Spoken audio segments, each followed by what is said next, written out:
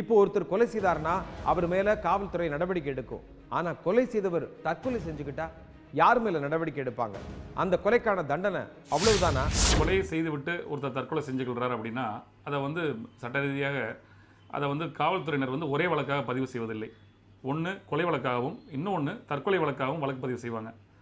கொலை வழக்கில் எந்த பின்னணியில், எந்த சூழ்நிலையில், எந்த நேரத்தில், என்ன வகையில் அந்த கொலை செய்யப்பட்டிருக்கிறது, அதற்கான காரணம் யாருன்னு சொல்லி வழக்கு பதிவு செய்யப்பட்டு அது ஒரு வழக்காகவும், அந்த தற்கொலைக்கு வழக்கில் என்ன காரணத்தினால அந்த நபர் தற்கொலை செஞ்சார், அந்த கொலைக்கு அடிப்படையாக அந்த கொலை முடிந்த பிறகு அந்த கொலை செயலை முடித்ததுக்கப்புறம் தன்னுயிரை மாய்ச்சிக்கிறதுக்காக அவர் அந்த செயலில் ஈடுபட்டிருக்காருன்னு தற்கொலை வழக்காகவும் 2 வழக்காகவும் அவங்க வழக்கு பதிவு செய்வாங்க.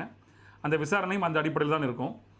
அந்த கொலை வழக்கில் குற்றம் புரிஞ்ச நபர் அவரே தற்கொலை பண்ணி இறந்த காரணத்தினால அதை பஞ்சாயத்தார்கள் மற்றும் இதர சாட்சியங்கள், எல்லாருடைய அந்த சூழ்நிலைகள் சாட்சிகள், எங்கெங்கே இருக்கிறாங்க, கூட இருக்கிற சாட்சிகள், கடைசியாக பார்த்த சாட்சிகள், அவங்களுடைய வாக்குமூலத்தை பதிவு பண்ணி கொலைக்கான காரணம் இதுதான் காரணம், கொலை செஞ்ச நபர் இவர் தான், இன்னார் தான் சொல்லி அந்த நபர் இறந்துட்டாரு அப்படிங்கிற விவரத்தை இறுதி அறிக்கையாக தாக்கல் செஞ்சு நீதிமன்றத்துக்கு அனுப்பிச்சிருவாங்க.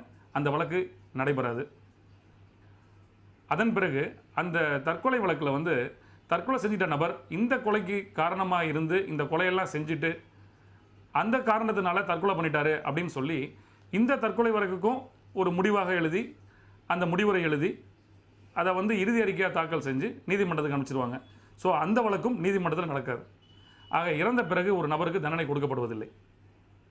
இப்போ பரவலாக ஒரு தமிழகம் முழுவதும் சரி, பிற மாநிலங்களும் சரி, கணவன் கடன் தொல்லையினாலேயோ இல்லைன்னா ஒரு கள்ளக்காதல் விவகாரத்தினாலேயோ மனைவியோ குழந்தைகளை எல்லாத்தையுமே கொலை செஞ்சுட்டு அதே இடத்துலையோ இல்லை தள்ளி போய் வேறு ஏதாவது ஊர்லேயோ போய் தற்கொலை பண்ணிக்கிற வழக்குகள் நிறைய நடக்குது. அந்த மாதிரியான வழக்குகளில் இப்படிப்பட்ட 2 விதமான வழக்கு பதிவுகள் செய்யப்பட்டு இறுதி அறிக்கை சம்பந்தப்பட்ட நீதிமன்றத்துக்கு தாக்கல் செய்யும்.